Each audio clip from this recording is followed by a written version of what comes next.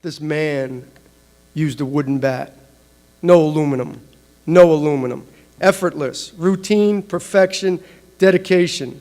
Those were the terms I first described Bob to you. One more you could add to that list. FDU Division I Hall of Famer. I'm so proud and honored to be here to induct Bob Droste into the FDU Hall of Fame.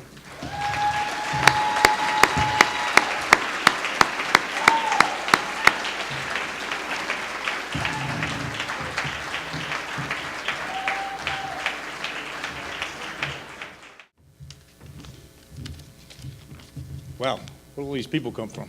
Jeez. Well, Steve, thank you very much for that fantastic intro. I guess I owe him a few extra dollars. It's an open bar, though, so drinks are on me, Steve. I'd like to congratulate all the Hall of Fame members, especially my fellow inductees, and a special thanks to A.D. David Langford, and of course, Sean Morrison, who's been great. When Sean called me to let me know that I was inducted into the Hall of Fame, I paused for a second and I said, I didn't realize I had a Veterans Committee and a 35-year waiting period. But I've watched Sean run around here like a madman, doing everything he could to pull this off, and he's been terrific. How about a hand for Sean?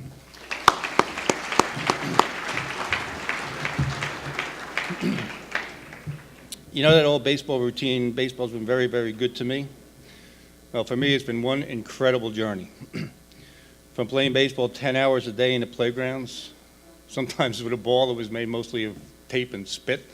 If we ever got a ball with like leather and laces, we were, God, that was heaven. To play in Little League, high school, college, it's been an unbelievable ride. It's a great feeling to look out there and see so many old friends, some teammates. Some of these people I've known since I was 4 or 5 years old. Archie, Dennis, Steve, we started playing baseball as kids. And actually, we didn't have enough guys on the team.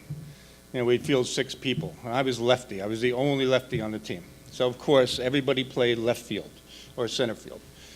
I had to hit the ball to left field or center field. I never got to pull the ball. I didn't realize how much help that would be in my career. That worked out well, even though Dennis was a bully. Thank you. I want to recognize a few people, starting with my darling sister. Despite her torturing me as an infant, so she was born on May 20th, and 7 years later, I was born on May 19th. So my mom was in the hospital with me and missed her 7th birthday. Apparently, that was a big deal. She tortured me. But I guess with my good looks and my charm, I won her over. My sister was magna cum laude, captain of the cheerleaders, and Miss Goody Two-Shoes. And I wasn't. My mother lovingly used to say, I have a nun and a bum. I'll let you guys figure out who's who. My sister's going to kill me for this. I was actually going to ask her to stand up so she could be recognized, but I thought better of it because she's going to kill me for this next sentence. But I knew this was a special night when she actually put her teeth in, so.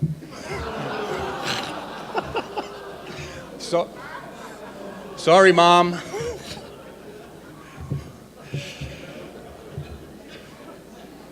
I don't know how I'm getting home now. None of this would have happened without great and supportive parents, and I know they're looking down right now and enjoying this whole event. My mother, she was a real trooper. She kept my unis clean, she bandaged me up, she was always in the stands cheering. I can hear her now yelling, "That's my boy." My father passed away recently, and he was quite a man. Very quietly, leading by example, he taught us responsibility, dignity, character, and he also taught me how to be strong, fight adversity, and never, never quit.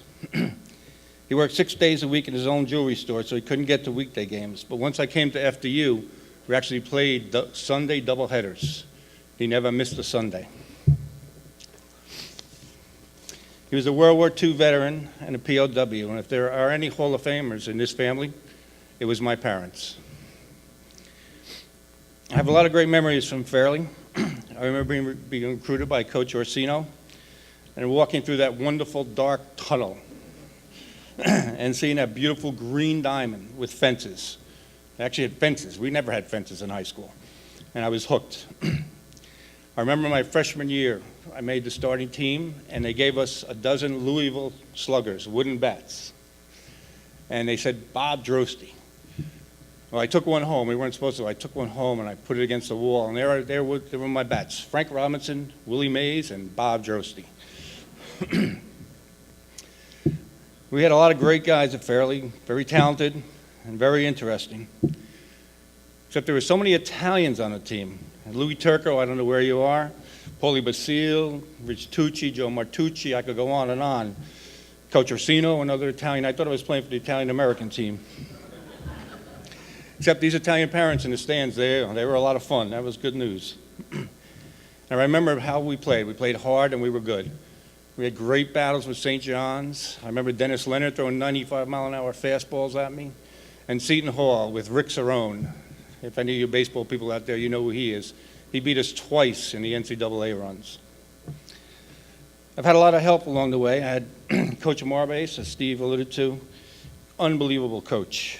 He was like a teacher and a guardian. He actually was also the high school disciplinarian, which helped me out a few times. Coach Marbase was always constantly teaching and yelling, but he taught fundamentals and how the game was supposed to be played, what sportsmanship was really like. These are lessons that stay with me my entire life. And then the Coach Orsino. He's quite a character. Another great coach. He would watch you in the batter's box and be able to determine what you were doing wrong right away. And he had no problem getting in the batter's box and showing you what you're doing wrong. The problem was trying to get him out of the batter's box. He was a huge man, at 6'4", 240 pounds. He commanded a lot of respect, and you did not want to get in his doghouse.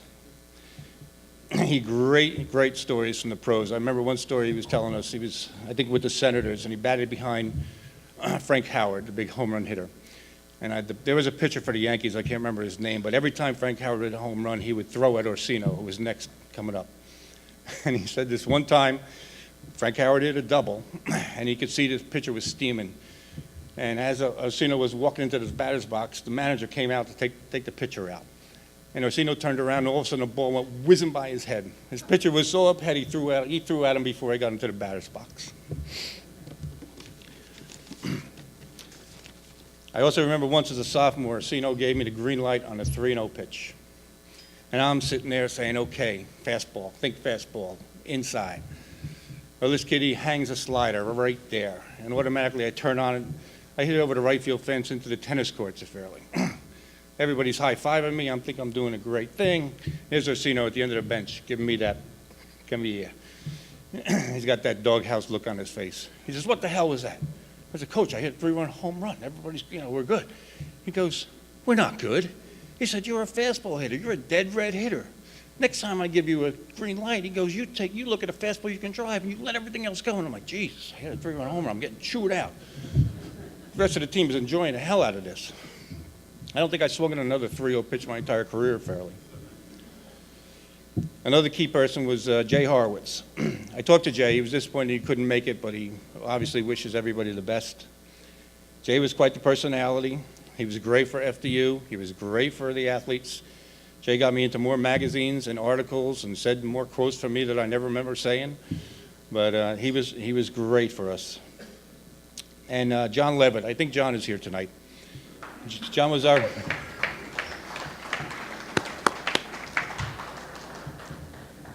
trainer, and he put me back together again more times than I care to remember. And I remember once we were in a playoff game, and I got hit in the ankle. First inning, and I was dying. I'm laying on the ground. John comes running out, you okay? I said, no, it hurts. Orsino's right behind him. Orsino says, John, put the freeze spray on. Get him back in there. He says, Droste, kid, spit on it. You'll be okay. And John hit me with that freeze.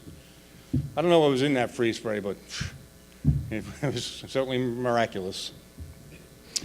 I've often said that, and I have a running battle with my sister about this, that You can learn as much from competition and teamwork, especially winning and losing. I truly believe that the lessons you learn on the ball field are some of the most valuable lessons you'll ever learn in your life. The classroom is good, but these are terrific.